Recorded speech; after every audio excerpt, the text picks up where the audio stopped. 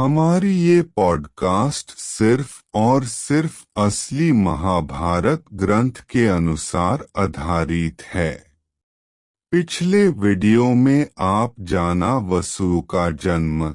इस वीडियो में आप जानेंगे वसु का शाप मिलने का कारण। देवी गंगा बोली, यह तुम्हारा पुत्र सब वसुओं के पराक्रम से संपन्न होकर अपने कुल का आनंद बढ़ाने के लिए प्रकट हुआ है।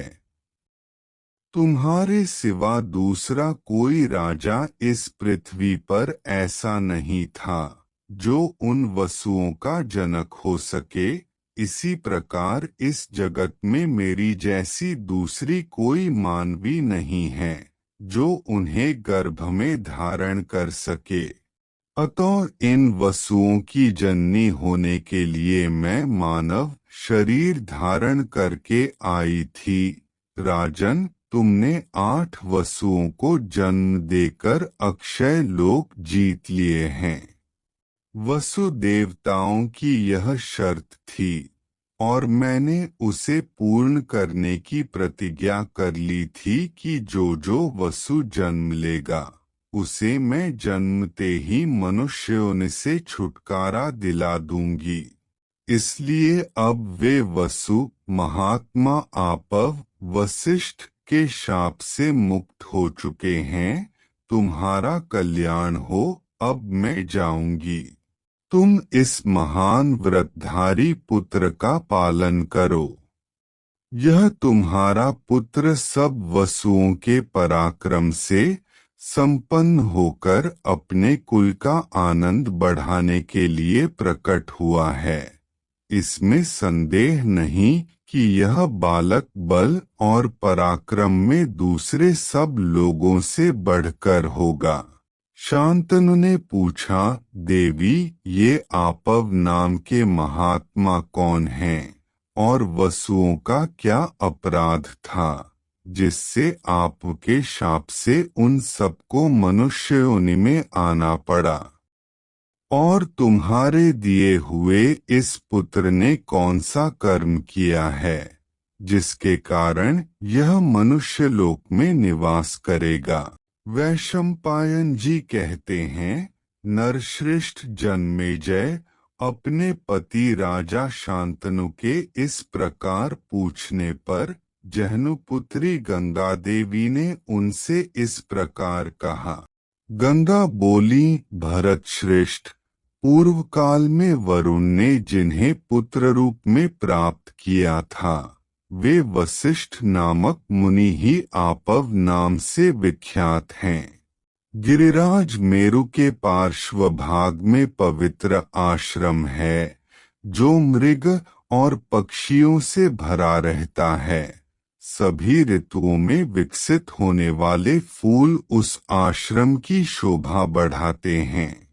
महाराज दक्ष प्रजापति की पुत्री ने, जो देवी सुरभि नाम से विख्यात है, कश्यप जी के सहवास से एक गौ को जन्म दिया।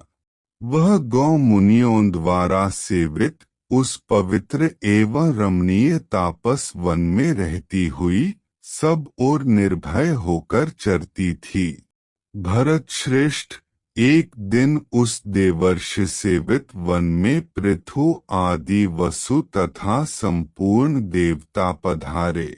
इंद्र के समान पराक्रमी महीपाल उन वसुओं में से एक की सुंदरी पत्नी ने उस वन में घूमते समय उस गौ को देखा।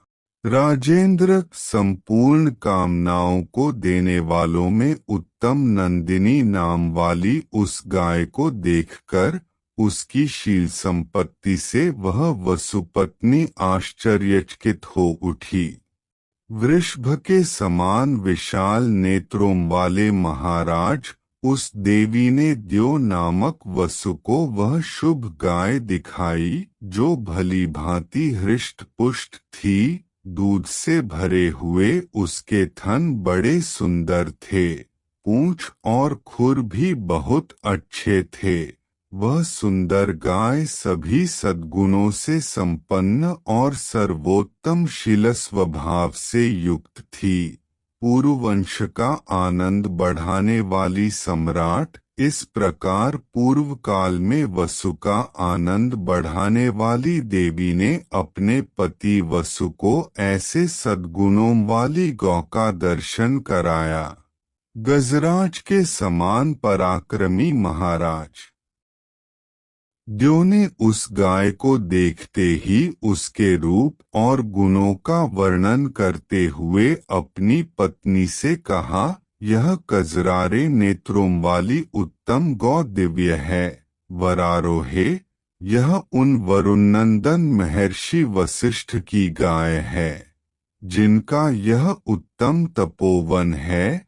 सुमध्य में जो मनुष्य इसका स्वादिष्ट दूध पी लेगा, वह 10,000 वर्षों तक जीवित रहेगा और उतने समय तक उसकी युवावस्था स्थिर रहेगी। नृपश्रेष्ठ, सुंदर कट प्रदेश और निर्दोष अंगों वाली वह देवी यह बात सुनकर अपने तेजस्वी पति से बोली, प्राणनाथ, मनुष्यलोक में एक राजकुमारी मेरी सखी है। इस गाय को शीघ्र ले आइए, मानद, जिससे इसका दूध पीकर मेरी वह सखी मनुष्यलोक में अकेली ही जरावस्था एवं रोग व्याधि से बची रहे। महाभाग, आप निंदारहित हैं, मेरे इस मनोरथ को पूर्ण कीजिए। उस देवी का यह वचन सुनकर उसका प्रिय करने की इच्छा से द्यो नामक वसु ने पृथु आदि अपने भाइयों की सहायता से उस गौ का अपहरण कर लिया। राजन, कमलदल के समान विशाल नेत्रों वाली पत्नी से प्रेरित होकर द्यो ने गौ का अपहरण तो कर लिया, परंतु उस समय उन महर्षि वशिष्ठ की तीव्र तपस्या के प्रभाव की ओर वे दृष्टिपात नहीं कर सके और न यही सोच सके कि ऋषि के कोप से मेरा स्वर्ग से पतन हो जाएगा। तब तपोधन वशिष्ठ जी उस वन में गाय की खोज करने लगे, परंतु खोजने पर भी वे उदार बुद्धि महर्षि उस गाय को न पा सके। तब उन्होंने दिव्य दृष्टि से देखा और यह जान गए कि वसुओं ने उसका अपहरण किया है। फिर तो वे क्रोध के वशीभूत हो गए और तत्काल वसुओं को शाप दे दिया।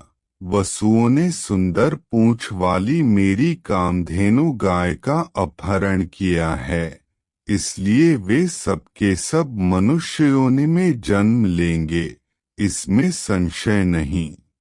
उन्हें शाप देकर उन महाभाग महर्षि ने फिर तपस्या में ही मन लगाया। राजन, तपस्या के धनी ब्रह्मर्षि वशिष्ठ का प्रभाव बहुत बड़ा है, इसीलिए उन्होंने क्रोध में भरकर देवता होने पर भी उन 8 वसुओं को शाप दे दिया।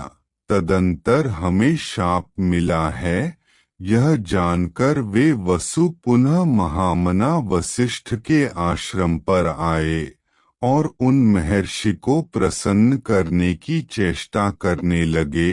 नृपश्रेष्ठ, महर्षि आपव समस्त धर्मों के ज्ञान में निपुण थे। महाराज, उनको प्रसन्न करने की पूरी चेष्टा करने पर भी वे वसु उन मुनिश्रेष्ठ से उनका कृपा प्रसाद न पा सके। उस समय धर्मात्मा वशिष्ठ ने उनसे कहा, मैंने धर आदि तुम सभी वसुओं को शाप दे दिया है, परंतु तुम लोग तो प्रति वर्ष एक एक करके सबके सब शाप से मुक्त हो जाओगे, किंतु यह द्यो, जिसके कारण तुम सबको शाप मिला है, मनुष्यलोक में अपने कर्मानुसार दीर्घकाल तक निवास करेगा। मैंने क्रोध में आकर तुम लोगों से जो कुछ कहा है उसे असत्य करना नहीं चाहता। ये महामना द्यो मनुष्यलोक में संतान की उत्पत्ति नहीं करेंगे और धर्मात्मा तथा सब शास्त्रों में निपुण विद्वान होंगे, पिता के प्रिय एवं हित में तत्पर रहकर स्त्री संबंधी भोगों का परित्याग कर देंगे।